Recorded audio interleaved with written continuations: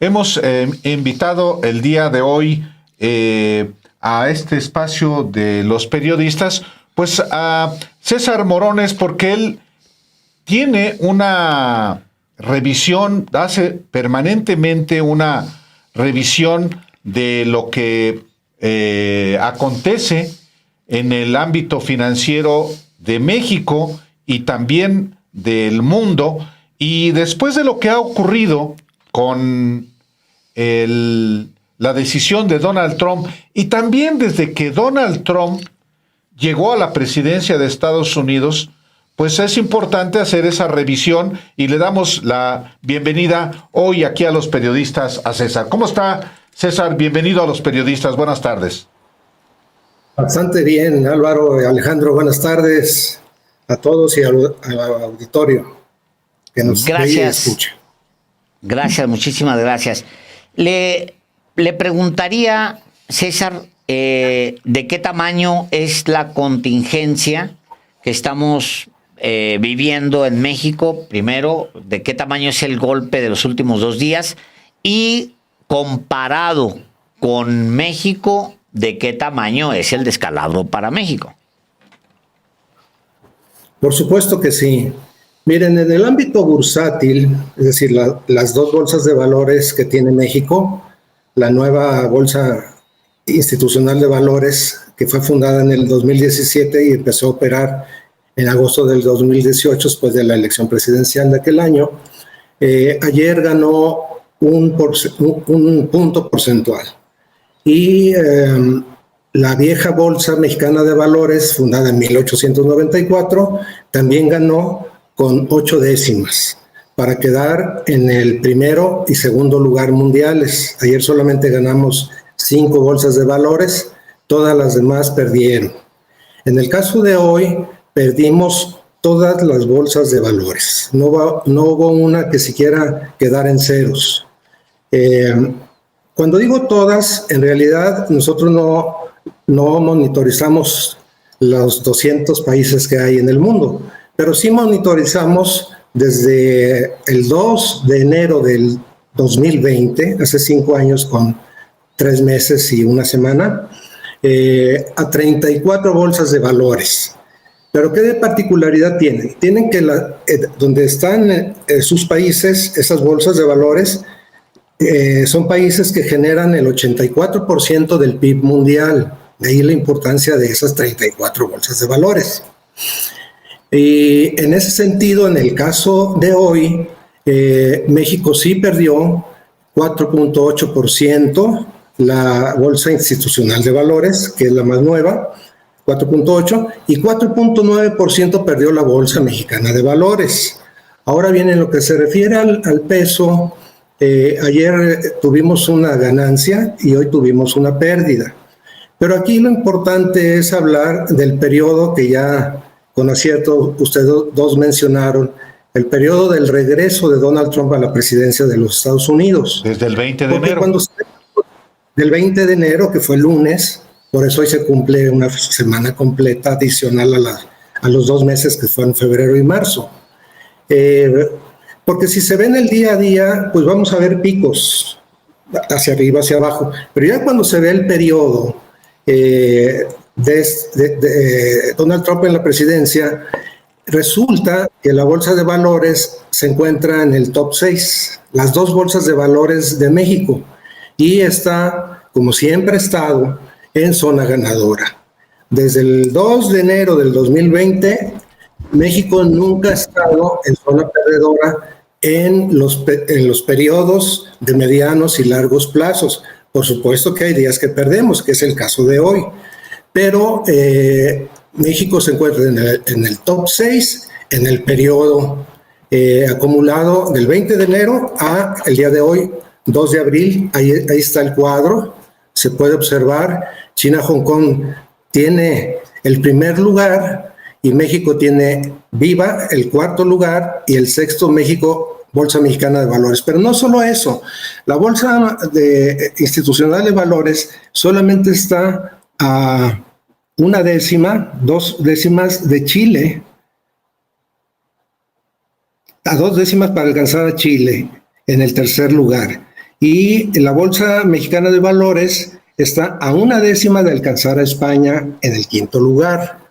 Bueno, esto es en cuanto se refiere a las bolsas de valores, pero en lo que se refiere a la moneda, el peso le está ganando solamente 4 centavos, pero aunque fuera 0. Aquí lo importante es saber que el peso mexicano no se ha depreciado frente al dólar. Depreciación es cuando se desliza por centavos, que es el caso desde el 2018 a la fecha. No ha habido devaluaciones a las que estábamos acostumbrados desde 1982, incluso desde antes. Y en ese sentido, sí se puede decir que México es uno de los países más estables del mundo, tanto en el ámbito bursátil como también en el ámbito del mercado cambiario, que es uno de los mercados más fuertes del mundo, a estar monitoreando todos los días. Esta monitorización es diaria, de lunes a viernes. Gracias. Ahora, hoy por la mañana, China responde con un arancel del 34%, cambió completamente toda la perspectiva. De hecho, Trump dice, creo que los chinos, algo así comenta en su red social, creo que los chinos se apanicaron o entraron en pánico. Por ahí dice Trump y como que le vale y ya se va a jugar golf. Pero estamos entrando formalmente a una guerra total comercial, ya con el 34% de China, pues ya sí es una guerra comercial total. La expectativa para México, para el mundo, no es buena para las bolsas, César Morones. No, no es buena. Hay que decir que China-Hong Kong está en primer lugar, ya como le dimos su espacio a México de estar en el 4º y 6º. A nivel global, China encabeza la lista en ganancias. Es el número 1. La número 2 es Rusia, RTSI, que es la Rusia socialista, porque Rusia MOEX es la Rusia capitalista, la de las empresas extranjeras en Rusia. Bien, entonces vemos en la tabla que hay 10 países que están en zona ganadora. El último de ellos es Alemania, pero en el 9º lugar está China Shanghái. Mientras que en el otro lado, en el lado perdedor, vemos en el cuadro que está en la pantalla que Estados Unidos, Dow Jones, que es el promedio industrial de los Estados Unidos, como empresas como Ford, General Motors, etcétera, está en el lugar 29 de 34, con una pérdida de casi 9%. Y en el último lugar, que ya se hizo costumbre, está Estados Unidos Nasdaq, con una pérdida superior a los 20 puntos. ¿De qué tamaño es el daño, Alejandro y Álvaro? No me lo preguntaron, me preguntaron sobre el daño a México, pero ¿de qué tamaño es este daño en el mundo? Miren, ¿qué significa Estados Unidos Nasdaq con una pérdida del 20%? Esta pregunta me la hacen muy a menudo. Me dicen que ¿de qué sirve que México gane en la bolsa si eso no se ve repercutido en los bolsillos de los mexicanos? Bueno, que Estados Unidos Nasdaq pierda 20% significa que Nasdaq vale 2 veces el PIB de los Estados Unidos. De ese tamaño es el valor de las bolsas.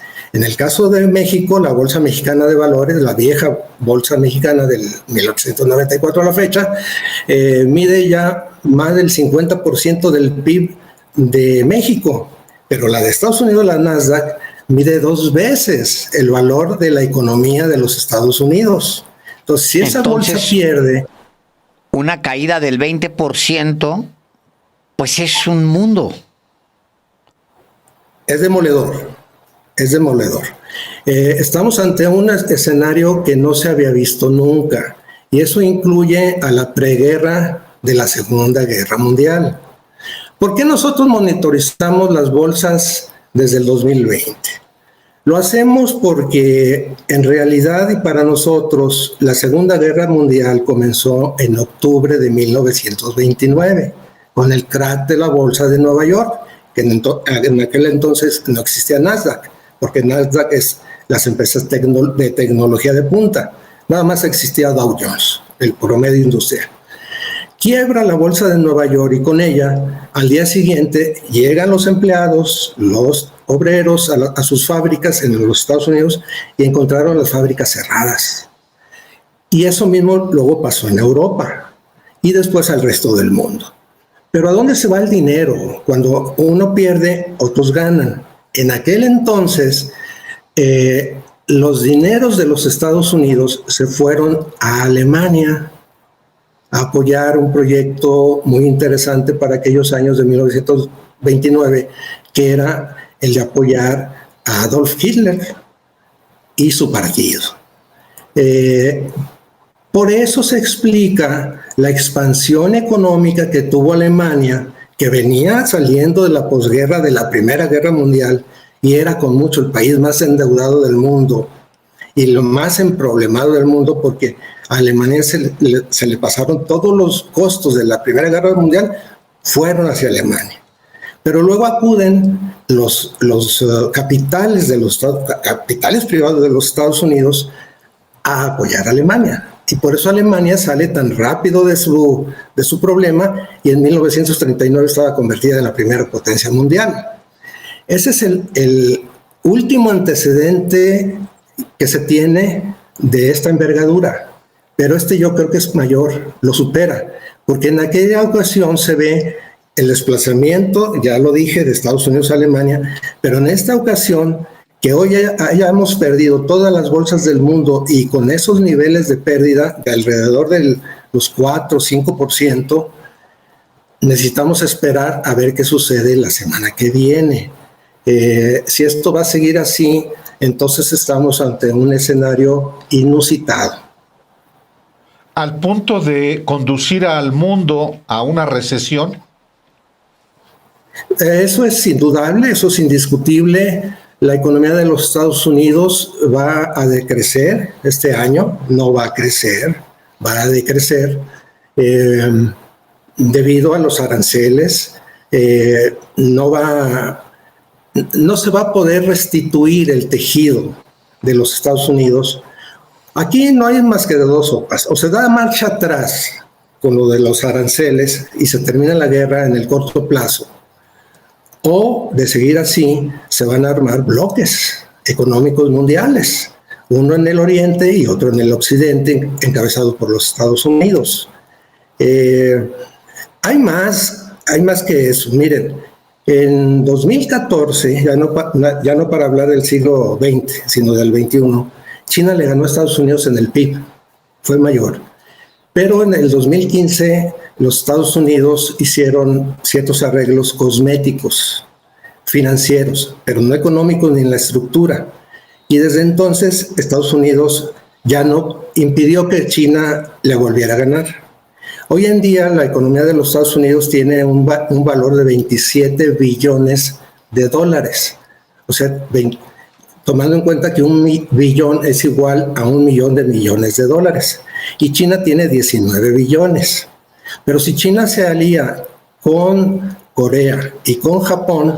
Entonces Japón, que tiene 4%, y China, que tiene, quise decir Corea del Sur, que tiene un valor aproximado al de México, pues entonces ya hay que sumar eso, 19% más el 4% de Japón, llegaría como al 25%, con 3 países, contra Estados Unidos.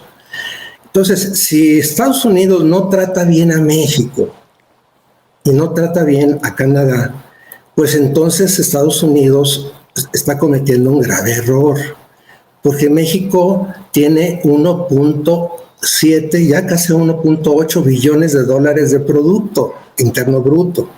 Y ellos tienen el problema, los Estados Unidos, que tienen una deuda superior al producto. Sí, tiene 1.2 veces el Producto Interno Bruto. Significa que si no comieran, los norteamericanos pagarían la deuda exterior, la deuda que ellos tienen con organismos internacionales y con la Reserva Federal de los propios Estados Unidos. Necesitan pagar dentro de 1 año y 2 meses sin comer ni hacer nada. Y como eso es imposible, quiere decir que estamos hablando de una deuda que se va a años. Nosotros ya lo padecimos en 1982, nuestra deuda era superior al PIB y la de México es del 50%, el valor del PIB. Entonces, Sí, claro. México no tiene problemas, los problemas que tiene Estados Unidos, y culmino con esto, Alejandro, además de que nuestra deuda es de alrededor de 600,000 o 700,000 millones de millones, 700,000 millones de dólares. México además tiene una reserva estratégica de divisas del orden de los 217,000 millones de dólares. Entonces México, por eso no nos está dando el resfriado que antes teníamos, ¿sí? Canadá, si vemos en las bolsas, la bolsa de Canadá está en zona perdedora y está en los últimos lugares también. Y en el sentido de los capitales privados, México ha estado muy bien tratado. Por eso la Bolsa Mexicana de Valores y la Bolsa Institucional de Valores de México están en zona ganadora. Aquí ya nada más falta que el sector público de los Estados Unidos ya le dé un buen trato a México. Una última pregunta muy simple, César Morones. Es más, se la voy a lanzar al mismo tiempo al señor Delgado y me la voy a lanzar a mí mismo. ¿Qué cree usted, César Morones? ¿Donald Trump va a recular o no a los aranceles?